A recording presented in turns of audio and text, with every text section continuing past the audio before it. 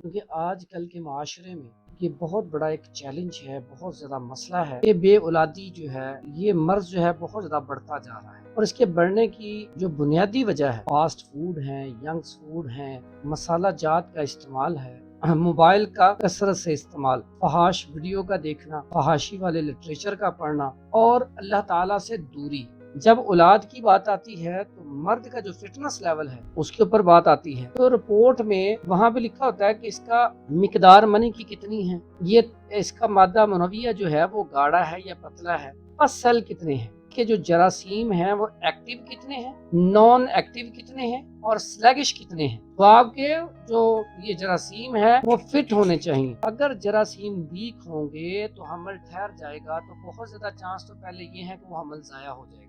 अगर औरत का रहम कमजोर है तो फिर भी क्या होगा कि बच्चा जाया हो जाएगा, हमल ठहर जाएगा। कुछ लोग समझते हैं इसका इलाज नहीं, इसका इलाज है, लेकिन मैं समझता हूँ जितने मैंने पेशेंट का इलाज किया, एलोपैथिक में इसका इलाज बहुत कम है, हर्बल में इसका इलाज बहुत अच्छा है। अस्सलाम वालेकुम नाज़रीन, आप देख रहे हैं हिकमत का खजाना। मैं हूं इश्तियाक। नाज़रीन, आज की वीडियो इंतहाई अहम होने वाली है क्योंकि आज की वीडियो होगी बे औलादी पर। औलाद ऐसी नेमत है जिसका कोई नेमुल बदल नहीं है। हर बंदे, हर औरत, हर एक इंसान की कोशिश होती है कि वो औलाद जैसी नेमत से मुस्तफीद हो, लेकिन हमारे माशरे में बहुत से नौजवान ऐसे हैं जो आजकल इसका बहुत ज़्यादा शिकार हो रहे हैं। इसकी क्या वजह है, ये हम जानेंगे प्रोफेसर हकीम हाफिज मोहम्मद फरहान साहब से कि बे औलादी की सबसे बड़ी वजह क्या है। जी, आप सब बताइएगा कि आज के माशरे में ऐसा क्या है कि नौजवानों की खुराक क्या है और ऐसा क्यों हो रहा है कि बहुत से नौजवान बे औलादी के मर्ज में मुब्तला हो गए हैं। अस्सलाम वालेकुम वरहमतुल्लाहि वबरकातुहू। पहले तो आपका शुक्रिया, अल्लाह ताला आपको जज़ा दे कि आज आपने जो प्रोग्राम है उसका जो टॉपिक है वो बड़ा ज़बरदस्त रखा है। क्योंकि आज कल के माशरे में ये बहुत बड़ा एक चैलेंज है, बहुत ज़्यादा मसला है कि बे औलादी जो है, ये मर्ज़ जो है बहुत ज़्यादा बढ़ता जा रहा है और इसके बढ़ने की जो बुनियादी वजह है उसमें एक तो हमारे आजकल के जो खाने हैं, फास्ट फूड हैं, यंग्स फूड हैं, या बहुत ज़्यादा मसाला जात का इस्तेमाल है, ये एक बुनियादी वजह है। इसके साथ साथ मोबाइल का कसरत से इस्तेमाल, फहाश वीडियो का देखना और फहाशी वाले लिटरेचर का पढ़ना, ये सारे इसकी वजूहात में से हैं। और अल्लाह ताला से दूरी, नमाज का ना पढ़ना, कुरान मजीद का ना पढ़ना, दीन से दूरी भी एक बहुत बड़ा सबब है। सबसे पहली बात जो हम करेंगे, जरासीम। जब औलाद की बात आती है तो मर्द का जो फिटनेस लेवल है उसके ऊपर बात आती है। जब हम उसमें देखें, उसकी अगर जरासीम कम है, जो औलाद वाले जिसकी वजह से औलाद पैदा होती है, जरासीम ये कीड़ा होता है, इसको हम स्पर्म भी बोलते हैं। अगर उसके जरासीम कम है तो फिर औलाद नहीं हो। आपने अक्सर रिपोर्ट में देखा होगा, इंशाल्लाह रिपोर्ट के ऊपर भी एक प्रोग्राम करेंगे, लेकिन मुख्तसर सा रिपोर्ट का बता देते हैं कि जब हम रिपोर्ट करवाते हैं किसी भी पेशेंट की, मरीज की, तो रिपोर्ट में वहाँ पे लिखा होता है कि इसका मिकदार मनी की कितनी है और ये इसका मादा मुनविया जो है वो गाढ़ा है या पतला है, उसके बाद पस सेल कितने हैं, उसके बाद इसके जो जरासीम हैं वो एक्टिव कितने हैं, नॉन एक्टिव कितने हैं और स्लैगिश कितने हैं। अब अगर वहाँ पे फसल आपके 1 या 1.2 तक आ जाते हैं तो कोई मसला नहीं, लेकिन अगर वहाँ पे फसल 5, 6 या 10 या 15 या 20 आ रहे हैं तो इसका मतलब है आपके अंदर इन्फेक्शन है, और इन्फेक्शन जहाँ पे होता है वहाँ पे पीप पड़ जाती है। जहाँ पे भी जख्म होता है वहाँ पे पीप जरूर पड़ती है। पीप जो है उसे हम पस कहते हैं, जो रेशा है। अब वो जो पस है वो जरासीमों को मारती है, खत्म करती है। तो वहां पे सबसे पहला जो इलाज करेंगे हम पस का करेंगे। जब पस आनी खत्म हो जाएगी उसके बाद फिर मनी को गाढ़ा करने की अद्वियात दी जाएंगी। जब मनी गाढ़ी हो जाएगी फिर जरासीम की दवाई दी जाएगी। फिर जरासीम अगर तो 60 प्लस हैं तो इंशाल्लाह फौरी तौर पे औलाद वाला मसला हल हो जाएगा। अगर जरासीम 20 या 30 या 10 पे हैं तो फिर ये मसला हल नहीं हो सकता उस वक्त तक जब तक ये टोटल क्लियर ना हो। आप कभी रिपोर्ट देखें तो मैंने आपको बताया है कि एक्टिव जो है ना, जहाँ पे एक्टिव लिखे हो या टोटल स्पर्म काउंट लिखा हो वहाँ पे 100 आना चाहिए। अगर एक्टिव लिखे हैं तो 60 प्लस होने चाहिए। एक्टिव से नीचे लिखा होगा स्लैगिश, वो नहीं होने चाहिए। और नॉन एक्टिव जिसका मतलब वो डेड है, वो तो होना ही नहीं चाहिए। अगर आप देख रहे हैं, आप किसी महाज पे जाते हैं, किसी के साथ जंग करने जाते हैं, तो आपके 100 फौजी हैं, तो अगर उसमें से 20 हैं जिंदा फिट हैं, बाकी कोई 30 के करीब वो ना मरे हैं ना जिंदा है, वो बिल्कुल कमजोर हैं, लागर से हैं, वो खुद चल भी नहीं सकते, और बाकी जो है आपके बचते हैं वो सारे डेड हैं, तो आप क्या मुकाबला करेंगे आगे? तो आपके जो ये जरासीम है वो फिट होने चाहिए। अब बात कर लेते हैं आगे हम कि इसके साथ साथ कुछ लोग समझते हैं इसका इलाज नहीं, इसका इलाज है, लेकिन मैं समझता हूँ जितने मैंने पेशेंट का इलाज किया, एलोपैथिक में इसका इलाज बहुत कम है, हर्बल में इसका इलाज बहुत अच्छा है। हमारे बहुत सारे अच्छे अतिब्बा हजरात हैं जो बड़ा अच्छा इसका इलाज कर रहे हैं। तो इस हवाले से बड़ा आसान सा एक नुस्खा आपको बताऊंगा, वो आपने इस्तेमाल करवाना है। लेकिन इसमें एक बात याद कर लें, अगर वहाँ पे आपके स्पर्म बिल्कुल ठीक है, एक्टिव है, मादा मनोविया बिल्कुल ठीक है, थिक है, कलर भी बिल्कुल ठीक है, ऑफ वाइट है, तो फिर आप चेकअप करवाएंगे अपनी वाइफ का। अब उन्हें अल्ट्रासाउंड के जरिए चेक करेंगे उनके एग्स मैच्योर हैं, एग्स सही बन रहे हैं, या उनके अंदर सोजिश तो नहीं है, या सिस्ट तो नहीं है। अगर ऐसा मसला है तो फिर उनका इलाज किया जाएगा।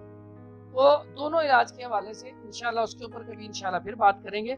लेकिन इसका इलाज आपको बताता हूँ, एक तो अल्लाह ताला से दुआ मांगनी है, रब के हुजूर आपने गिड़गिड़ाना है, सजदे में जाकर रोना है, अल्लाह से अपने गुनाहों की माफ़ी मांगनी है। इसमें बहुत बड़ी बात है, जो लोग इस्तिग़फ़ार कसरत से करते हैं, तो इस्तिग़फ़ार करने वाले को अल्लाह ताला क्या कहते हैं हदीस में, मैं उसे नेमतों से नवाजता हूँ। तो बेटे क्या है, नेमत है, औलाद बहुत बड़ी नेमत है। तो इसलिए एक तो इस्तिग़फ़ार करना है, और एक दुआ आपको बताता हूँ जो कसरत से पढ़नी चाहिए, जिसका हुक्म है हमें पढ़ने का, रब्बी हबली मिनस सालिहीन। और दूसरी दुआ है रब्बी ला तज़रनी फर्दम व अंत खैरुल वारिसीन। कसरत से पढ़ें, सुबह दोपहर शाम रात कसरत से पढ़ें, और इसके साथ इस्तिग़फ़ार कसरत से करें, नमाज पढ़ें, कुरान पढ़ें, और सदका खैरात करें। उसके बाद जो मैं आपको नुस्खा बताने वाला हूँ वो इस्तेमाल करें। अगर पस सेल ज़्यादा हो तो आपने गूंद किकर लेनी है, और हल्दी लेनी है, और छिलका रीठा लेना है। तीनों को पाउडर कर लेना है। पाउडर करके 500 mg का कैप्सूल भर लें, सुबह शाम एक कैप्सूल इस्तेमाल करना है। 1 से 2 हफ्ते ये इस्तेमाल करने के बाद पस सेल ठीक हो जाएंगे। उसके बाद आपने जो मनी को गाढ़ा करने के लिए, जरासीम को पैदा करने के लिए नुस्खा इस्तेमाल करना है। बड़ा आसान सा नुस्खा है, और ये आम पंसार स्टोर से मिल जाता है। आपने चीज़ें अच्छी वाली 1 नंबर लेनी है, और वो अशिया कौन सी हैं नोट फरमा लें। सबसे पहले सालब पंजा लेना है, उसके बाद सालब मिस्री लेनी है, उसके बाद मूसली सफ़ेद अच्छी वाली लेनी है, उसके बाद छिलका इसबगोल अच्छा वाला लेना है, उसके बाद ऊज़ा मिश्री साफ़ सुथरी लेनी है, उसके बाद आपने असगंध नागौरी लेनी है, उसके बाद आपने लेना है असगंध नागौरी के बाद आपने लेना है पिपल की दाढ़ी। एक होती है बोर्ड की दाढ़ी, पिपल की दाढ़ी साफ सुथरी लेके सारी चीजें ले लेनी है, छिलके को निकाल के बाकी सारी चीजें 50-50 ग्राम लेके इसका पाउडर कर लें। पाउडर करने के बाद आपने आधी चम्मच शरबत बजूरी के साथ, अगर मौसम गर्मा है, अगर मौसम सरमा है तो दूध के साथ आधी चम्मच सुबह निहार लेनी है। और इंशाल्लाह 1 से 2 माह में आपके जरासीम बिल्कुल पूरे हो जाएंगे। और इसमें आपने छिलका शामिल कर लेना है, जब भी दवाई खानी है थोड़ा सा इसमें छिलका शामिल कर लेना है। दूसरी सी तरकीब ये है, इसको रात को आपने दूध लेना है आधा किलो, उसमें 1 चम्मच इसका डालना है, और एक ही छिलका इसबगोल का, लेकिन वो थोड़ा थोड़ा करके डालते जाना है और हिलाते जाना है। इस तरह आपका वो एक खीर तैयार हो जाएगी। उसे आप सुबह निहार उसे रख दें फ्रिज में या बाहर रख दें, सुबह निहार वो खीर का नाश्ता करना है, तो इंशाल्लाह आपके जो जरासीम हैं वो पूरे हो जाएंगे। हाँ, अगर जो लोग ये दवाई नहीं बना सकते खुद, या चीज़ें अच्छी ना मिलने का डर है, या कहते हैं कि रिज़ल्ट अच्छा नहीं मिलता, वो यहाँ पे हमारा नंबर मौजूद होता है, वो हमसे रब्ता करके हमसे ये दवाई मंगवा सकते हैं। और डिस्कशन के लिए भी वो व्हाट्सएप पे हमारे साथ डिस्कशन कर सकते हैं। اور ہماری جتنی بھی ویڈیو ہوتی ہیں یہ فلاحی کام ہے، آپ لوگوں کی بھلائی کے لیے ہوتی ہیں۔ کوشش کیا کریں خود سننے کے بعد اس کو آگے شیئر کر دیا کریں، اور ساتھ ہی ساتھ ہمارے چینل کو بھی سبسکرائب کر دیا کریں۔ اچھا آفا، میں یہ پوچھنا چاہوں گا کہ آپ نے بتایا کہ ٹیسٹ کروائیں اور آپ کو پتہ چل جاتا ہے، لیکن بہت سے لوگ ایسے ہوتے ہیں جو شرماتے ہیں، وہ ٹیسٹ کروانا مناسب نہیں سمجھتے، تو وہ گھر میں اس کا کیسے پتہ چلا سکتے ہیں اس مرض کا؟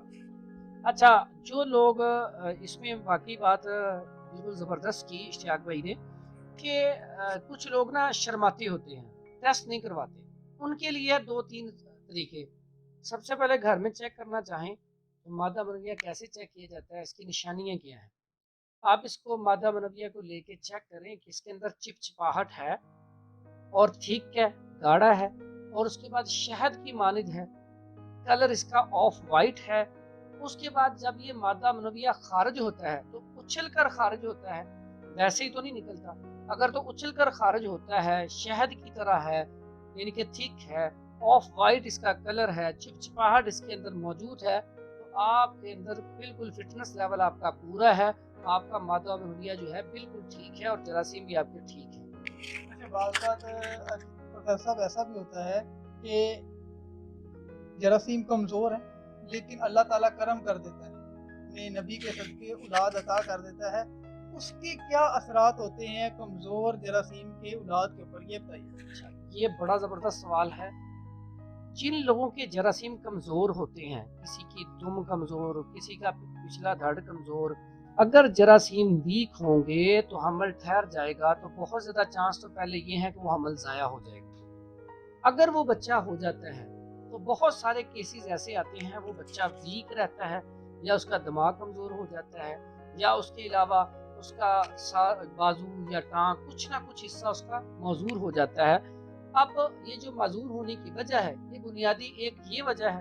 دوسرا، کچھ لوگ ایک بہت بڑی غلطی کرتے ہیں کہ جب حمل ٹھہر گیا عورت کو، حمل ٹھہرنے کے بعد جب 5واں 6واں 7واں 8واں مہینہ بھی لگا ہوتا ہے تو وہ اسی طرح ہی مباشرت کرتے رہتے ہیں، اسی روٹین سے ملتے رہتے ہیں، تب بھی اس کا نقصان ہوتا ہے۔ جو بچے کمزور پیدا ہوتے ہیں ان کا کچھ نہ کچھ کوئی عضو مارا جاتا ہے یا کچھ نہ کچھ ہوتا ہے۔ اسی طرح اگر عورت کا رحم کمزور ہے تو پھر بھی کیا ہوگا کہ بچہ ضائع ہو جائے گا، حمل ٹھہر جائے گا، لیکن اس کا رحم کمزور ہے، جیسے جیسے اس کا ویٹ بڑھتا جائے گا بچہ کمزور ہو گا۔ یہ ہے۔ جی بہت شکریہ حکیم صاحب آپ کا، آپ نے یہ جو مسئلہ تھا یہ بہت عام مسئلہ ہمارے معاشرے میں دیکھا گیا ہے، اس کو آپ صاحب نے بہت ہی اچھے طریقے سے کھول کر بیان کر دیا گیا ہے۔ اور میری ایک بات یاد رکھیے گا کہ کبھی بھی کسی بھی مرض کو ہلکا مت لیں، اور ہر چیز کو اللہ کی رضا مت سمجھیں۔ اللہ کی رضا بے شک ٹھیک ہے، لیکن اپنے تسلی ضرور کر لیں، اپنی خامیوں کو ضرور دور کر لیں۔ ہر حربے کے بعد اگر پھر بھی آپ اولاد کی نعمت سے مستفید نہیں ہوتے تو پھر اللہ کی رضا ہے۔ امید کرتے ہیں کہ آپ کو ویڈیو ضرور پسند آئی ہوگی۔ اگر ویڈیو پسند آئی ہے تو اس کو لائک اور شیئر کرنا مت بھولیے گا، اور چینل کو بھی لازمی سبسکرائب کر دیجیے گا۔ اللہ نگہبان۔